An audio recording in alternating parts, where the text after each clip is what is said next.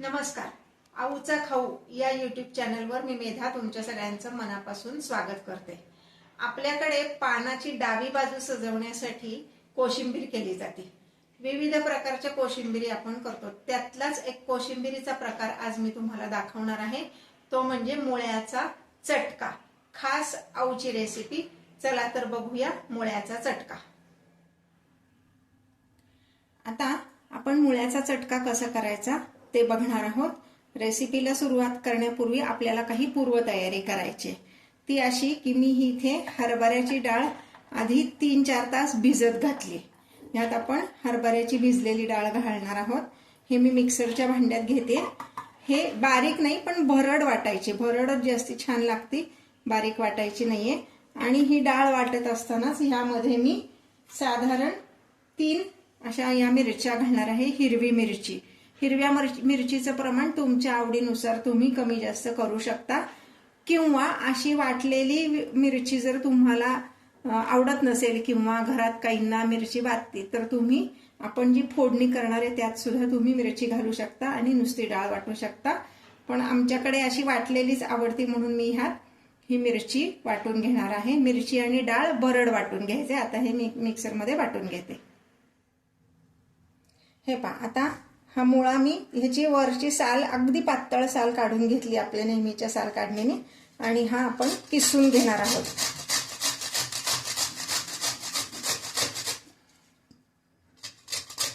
एक मोठा मुळा मी घेतलाय, तो किसून घेणार आहोत. हे पहा, आता ह्या मुळ्याचा असा दाबून छान रस काढून घ्यायचा.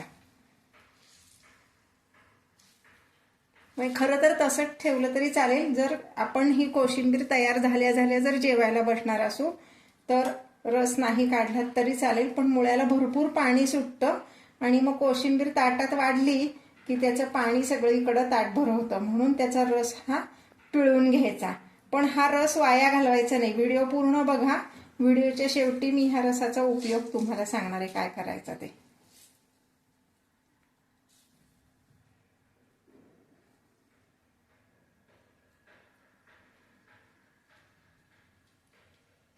आता हा रस मी असंच बाजूला ठेवते वाटीत काढून आणि नंतर तुम्हाला त्याचा उपयोग काय करायचा ते सांगते.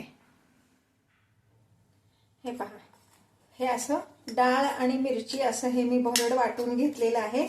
हे आता ह्या किसलेल्या मुळ्यामध्ये मी घालणार आहे.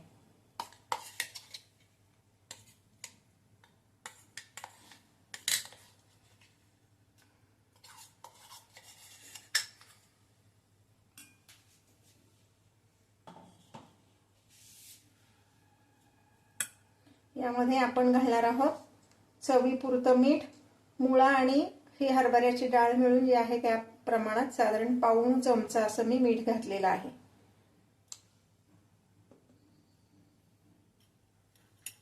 2 ते 3 चमचे दही. दह्याचं प्रमाण आपण नंतर आवडीनुसार कमी जास्त करू शकतो. आता ह्याच्यावर मला फोडणी देणार आहे मी. तुम्हाला आवडत असेल तर तुम्ही ह्यात साखर घातली तरी चालेल. पण वैयक्तिक मला ह्यात साखर आवडत नाही म्हणून मी घालत नाही. कारण त्याचं नावच आहे चटका, म्हणजे असं चटचटीत झाला पाहिजे तो, चमचमीत एकदम. साखर घातली की जरा तो गोडाकडे झुकतो म्हणून मी ह्यात साखर घालत नाही. तुम्हाला आवडत असेल तर तुम्ही घालू शकता. कालवून बघितलं की ठरवायचं अजून दही घालायचे की नाही. मी अजून थोडंसं दही ह्यात घालते.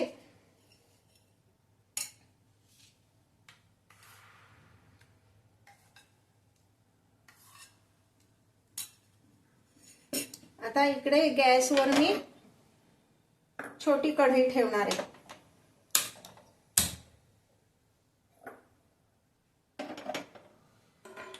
ही छोटी कढई तापायला ठेवली आहे.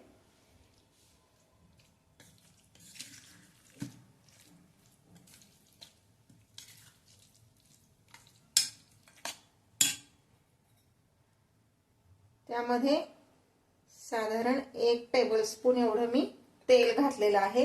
ह्या कोशिंबिरीला आपण फोडणी घालणार आहोत म्हणून तेल.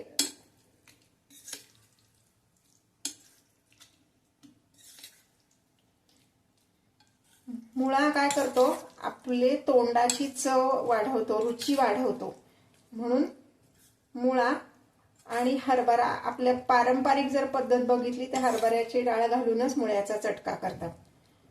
तुम्हाला अजून पौष्टिक करायचं असेल तर तुम्ही ह्यामध्ये मोड आलेले मूग पण घालू शकता थोडेसे. म्हणजे पिवळी हरभऱ्याची डाळ, पांढरा मुळा आणि हिरवा असा मूग. साखर घालायची नसेल तर डाळिंब दाणे घातलेत तरी चालेल, पण पारंपरिक जे आपण मुळ्याचा चटका म्हणतो त्यात असं काही घालत नाही. फक्त मीठ, आवडत असेल तर साखर असंच घालतात.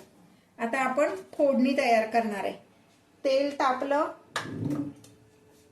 की मग त्यामध्ये मोहरी आणि जिरे घालायचे.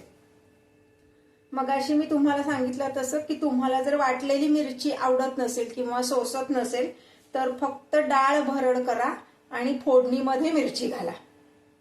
हे पाहता, मी गॅस बंद करते. तेल तापलेलं आहे, त्यामध्ये मोहरी घालायची आहे, थोडेसे जिरे,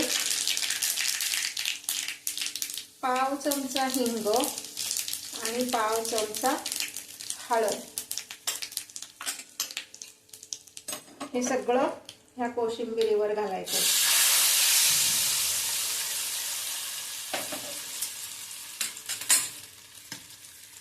आणि हे छान हलवून घ्यायचे. गार्निशिंग साठी बारीक चिरलेली कोथिंबीर. हा आपला मुळ्याचा चटका तयार आहे. अगदी पटकन झाला की नाही. आता मगाशी जो मी रस काढला, तुम्हाला टिप सांगते, मगाशी जो रस काढला तर तो फेकून द्यायचा नाही, तो तुम्ही आमटीत घालू शकता. त्यामुळे आमटीची चव खूप छान लागते. आणि दुसरा त्याचा उपयोग म्हणजे आपलं दाताचं आरोग्य सुधारण्यासाठी आपण तो रस वापरू शकतो. तर तुम्हाला ते गुगलवर सर्च केलं तर सापडेल. दाताचं आरोग्य मुळ्यामुळे सुधारतं, तर त्यासाठी आपण तो रस वापरू शकतो. पण आमटीत जर घातला ना तर अगदी अप्रतिम आमटी होते. त्यामुळं तो मुळ्याचा रस फेकून द्यायचा नाही.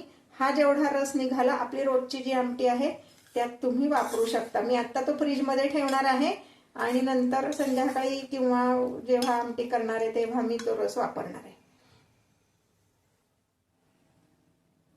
हे पहा, हा आपला मुळ्याचा चटका किंवा मुळ्याची कोशिंबीर तयार आहे. नावाप्रमाणेच चटका म्हणजे चमचमीत असा हा पदार्थ आपल्या जेवणाची रुची वाढवतो.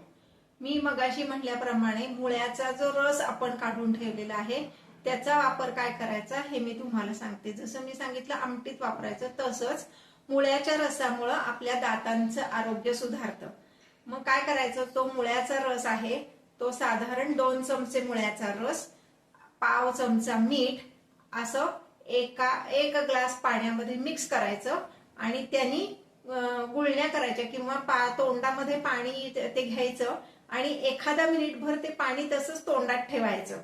त्यामुळं काय होतं, दात जर कोणाचे आधू झालेत असं वाटत असेल तर त्याच्यामुळं दातांचं आरोग्य सुधारतं. सलग जर तुम्ही 15-20 दिवस केलं तर दात अगदी मजबूत व्हायला मदत होती.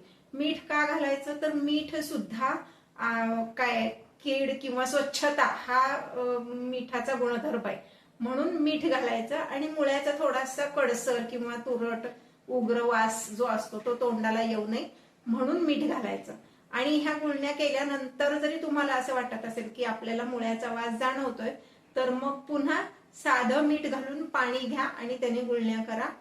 म्हणजे एकदा मुळ्याचा रस वापरून गुळण्या करायच्या आणि एकदा साध्या मिठाच्या पाण्याने गुळण्या करायचा. दात अगदी मजबूत होतात, तुमचे दाताचे सगळे प्रॉब्लेम नाहीसे होतात. नक्की करून बघा आणि मला कमेंट करा.